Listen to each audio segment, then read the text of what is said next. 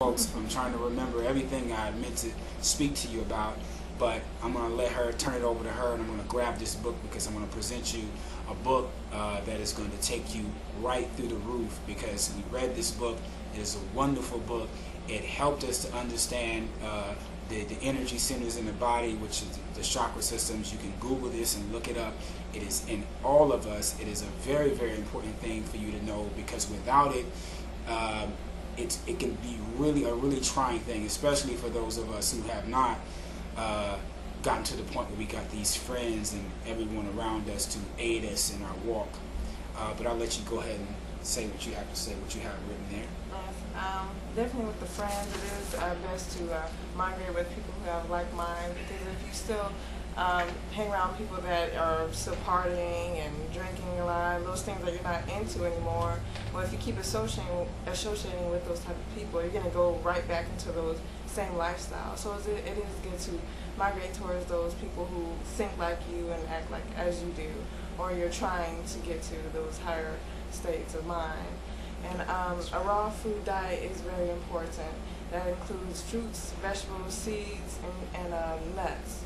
Those are very easily digestible, and they have plenty of enzymes which help you to digest the food properly. Because when you eat other food that don't have many enzymes and cooked food, they do lose their enzymes. It's best to have steamed foods, because when it's cooked, it loses its enzymes, and when you eat it, your stomach acid has to become more acidic for you to digest it properly, which can cause other problems and ailments in the body. So it's best to eat foods with high enzymes. Yeah. And cutting out caffeine, because it's really not that good for you. If you need any kind of energy, eat foods rich in B vitamins, such as watermelon, pineapple, or spinach. Something that's dark leafy greens are usually high in B vitamin.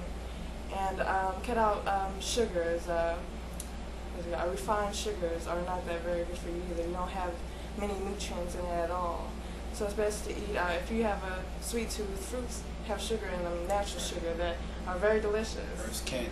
Yes, we love fruit salad. Just mix all kinds of different fruits together, cut them up, and it is very delicious, and it will help you with that sweet tooth. Very satisfying. Also, proper breathing. Most people breathe with their shoulders and their chest, and breathe, and it's very shallow, which you don't get much oxygen through your body or to your brain, so that can cause cluttered thoughts. To have a more clear frame of mind, it's best to breathe deeply, which it takes time to get used to that. Breathing deeply through your nose and out through your mouth. Maybe count to maybe 3 if you can't breathe in that deep or get you dizzy. Count to breathe to a count of 3, and pause for a second and breathe out for a count of 3. Then you can work your way up to 10. 10 is probably one of the best numbers to breathe in and out of. And that will help to detoxify you, get rid of those toxins.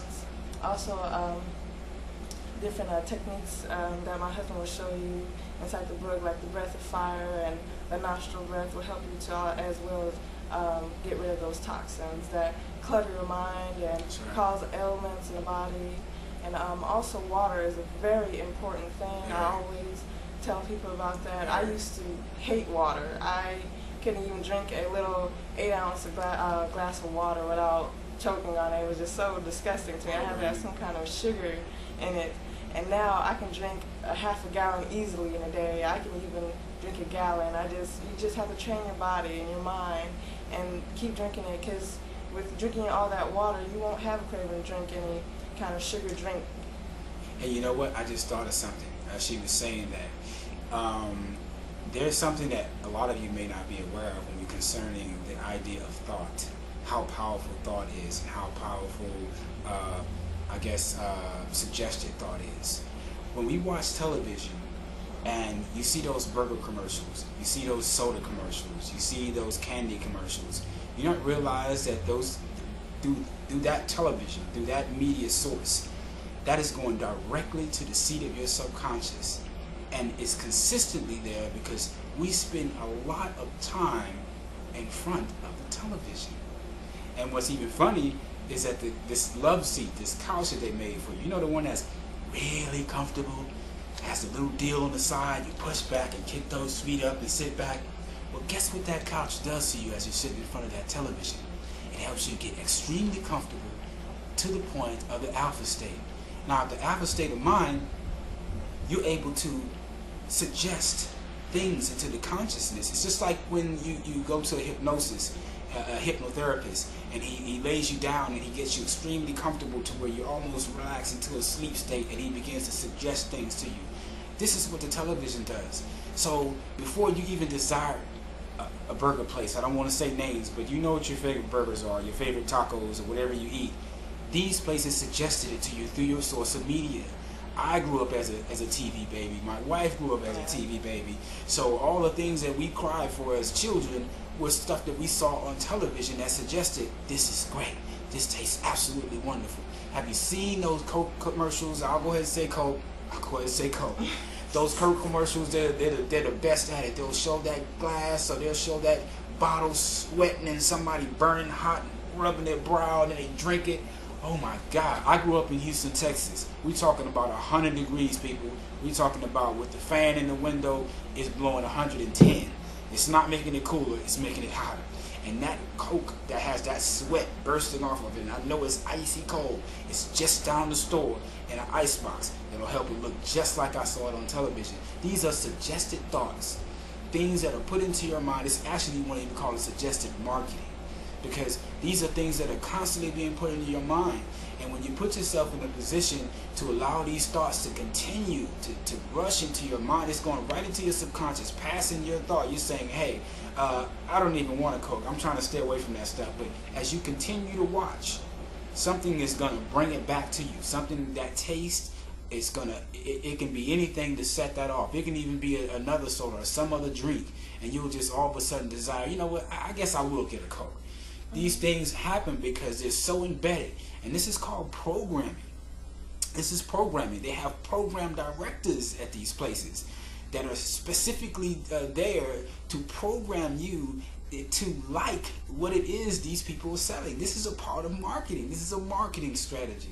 And this is something that distorts your thoughts in making you to believe that you want something that you really don't. And we live in a society where we're always desiring and always wanting something. This is because it's suggested to you constantly, always, even in your social circles. When you step out and you see what people are wearing or what they're talking about, who's hot and who's not, these are suggested things that are programs. It's not your thoughts. And it's not your thoughts. These are thoughts of the program. And all this is done, we would like to say intentionally, but it's still a part of evolution. There's no them being wrong or we being right, because it's really none of that. You don't have to watch the TV. You don't have to watch television. You Go can turn it off. There are a million things you can do outside. When we were kids, when I was growing up, we had to go outside. I mean, my mom was pretty much like, go outside, get out the house. She wanted her privacy and her peace, because I mean, you know, children, I have a child of my own now and I understand it, but they want you to get outside. So we went outside. There was no computer game system. There was nothing that we could get our hands on. Even computers wasn't even interesting to us. You know, video games, any of that. We got outside, we climbed trees, we played in the grass, we did all kinds of games we got into. And you say, well, I'm a grown man, what I'm doing outside, you know, playing in trees. Well, you will be surprised how it will help you to clear your mind. This is a part of grounding. And if you don't know what grounding is, go look it up. It's very, very important. And this is also attached to your eating process and how you eat. And a lot of us are so ungrounded with our thoughts, with the foods we eat, and overeating. Once again, I'll say, I'm from Houston, where everything is big. We'll tell you that. We make everything big. You can get a plate of food where food is falling over the sides for $6.75 at your favorite eating shack. And right after you eat that, what's happening? Oh, I'm going to stretch out, go to sleep. Well, that happens because it has ungrounded you. See, you should always be able to eat a meal and keep going. People who are focused and people who have missions in life and want to do something in life, they always want to keep going. I got to keep going. I got to keep going. And what they'll do a lot of times is they'll snack in order to do that. They feel that's the proper way of doing it. Snack, candy bars, a cigarette, whatever they choose to eat to make them feel full. But that's not the idea. The idea is to eat foods that are light.